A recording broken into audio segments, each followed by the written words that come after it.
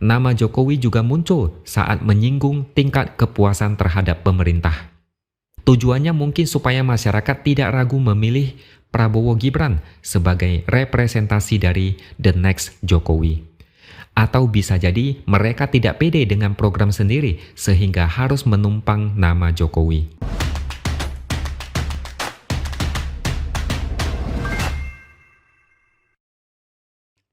Halo, bertemu lagi dengan saya, X Hardy di Opini Siward. Sebelum saya mulai, saya mau mengucapkan selamat ulang tahun yang ke-55 untuk Pak Ganjar. Ini memang sudah telat 1 hari, tapi tidak apa-apa. Harapan saya cuma satu, dan yang lain juga mungkin berharap sama. Semoga panjang umur dan sehat selalu, dan semoga menjadi presiden ke-8. Oke, kita lanjut ke topik utama. Sebelum Prabowo dan Gibran mendaftarkan diri ke KPU, mereka sempat berkumpul bersama dengan para relawan, pendukung, dan petinggi parpol koalisi di Indonesia Arena GBK. Di saat itu, Gibran memberikan sedikit pidato yang mungkin kalian semua sudah tahu. Dia bilang, "Tenang saja Pak Prabowo, tenang saja, saya sudah ada di sini." Memang tidak jelas apa maksud ucapan dari Gibran supaya Prabowo tenang. Tapi dari komposisi kalimat yang dia ucapkan, kemungkinan Gibran mau bilang, setelah sekian lama dia bimbang, bersikap abu-abu, tarik ulur soal kepastian menjadi cawapres, dia akhirnya yakin dan bersedia menjadi cawapres Prabowo. Mungkin saat itu Prabowo tidak tenang ketika dia berminat dengan Gibran, tapi Gibran masih bimbang. Ini mungkin agak berbeda dengan rumor yang menyebut Prabowo yang bimbang dengan Gibran karena sentimen negatif yang luar biasa besar karena ulah MK yang menguntungkan Gibran. Atau bisa saja Prabowo ragu dengan kapasitas Gibran, apalagi ditolak masyarakat, sehingga dia mau meyakinkan Prabowo bahwa dia siap menang Pilpres 2024. Pak Prabowo tenang ajalah, saya sudah ada di sini, enggak akan kemana-mana, kita akan menang. Mungkin itu maksudnya.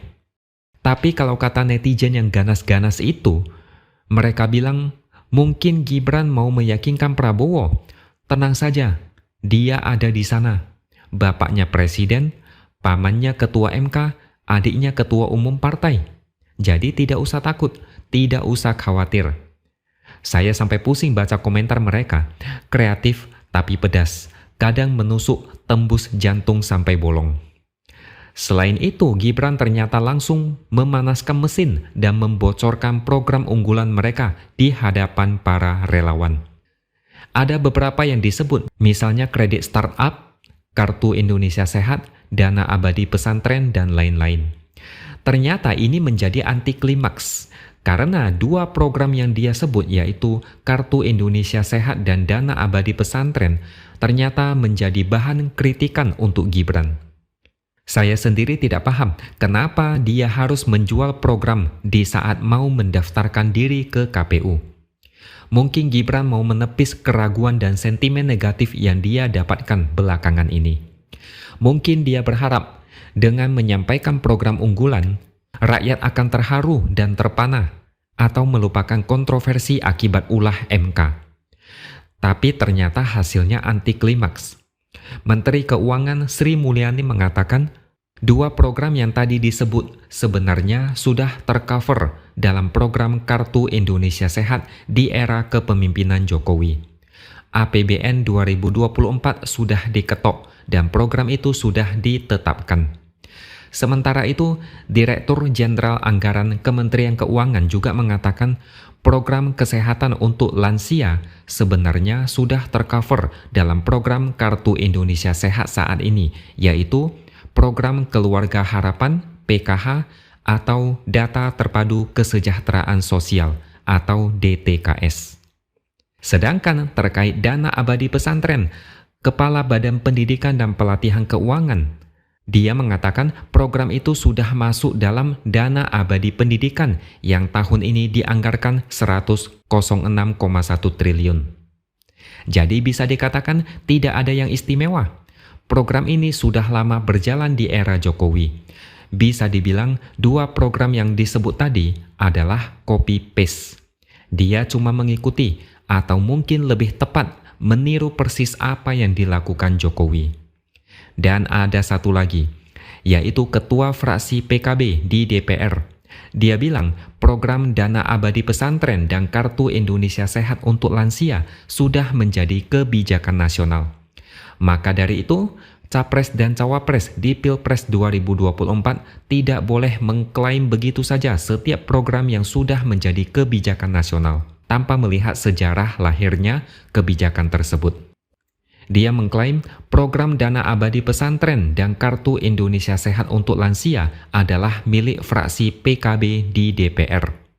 Mereka memperjuangkan pesantren yang kemudian melahirkan Undang-Undang Nomor 18 Tahun 2019 tentang pesantren. Hasilnya kemudian lahirlah Peraturan Presiden Nomor 82 Tahun 2021 tentang pendanaan penyelenggaraan pesantren dan Peraturan Presiden Nomor 111 Tahun 2021 tentang dana abadi di bidang pendidikan. Jadi, ini blunder pertama buat Gibran, padahal seharusnya Prabowo dan Gibran langsung menggebrak dengan program-program yang jauh lebih fantastis. Awalnya saya pikir akan ada terobosan apa? Kirain ada program yang original atau eksklusif, tapi ternyata hanya tiruan dari program Jokowi. Bantahan dari Kementerian Keuangan dan juga fraksi PKB membuat Gibran seolah tidak punya ide yang khas dan revolusioner. Ide yang khas dan revolusioner misalnya program yang akan dilakukan Anies kalau jadi presiden, yaitu menambahkan 250.000 kosakata baru ke dalam Kamus Besar Bahasa Indonesia. Ini program yang sebenarnya sangat out of the box, sangat fresh dan fantastis, meskipun ngaco dan tidak masuk akal. Kosakata bahasa Indonesia saat ini baru 110.000 atau 120.000. Entah gimana caranya dia menambahkan 250.000 kosakata baru. Dan ada satu lagi, Prabowo Gibran sudah merilis dokumen visi misi sebanyak 88 halaman. Yang menarik adalah di dokumen itu nama Presiden Jokowi disebut sebanyak 17 kali. Ada beberapa kalimat misalnya, Fondasi Indonesia Maju oleh Presiden Joko Widodo dan para pemimpin negara Indonesia. Terus ada lagi kalimat, capaian era Presiden Joko Widodo. Nama Jokowi juga muncul saat menyinggung tingkat kepuasan terhadap pemerintah. Tujuannya mungkin supaya masyarakat tidak ragu memilih Prabowo Gibran sebagai representasi dari the next Jokowi. Atau bisa jadi mereka tidak pede dengan program sendiri sehingga harus menumpang nama Jokowi. Ini sebenarnya sudah bisa ditebak, karena Prabowo dari dulu selalu menempel Jokowi kemana-mana. Apalagi Gibran jadi cawapres. Kalau tidak memanfaatkan nama Jokowi, ya sayang banget. Tapi intinya, kalian sudah bisa melihat secara garis besar bagaimana kapasitas dan kapabilitas Prabowo dan Gibran. Tidak ada yang baru, atau mungkin mereka masih menyimpan program pamungkas. Tapi untuk saat ini, yang kita lihat saat ini, biasa saja. Semoga saja ada program hebat yang jadi pembeda. Jangan cuma modal melanjutkan pembangunan Jokowi.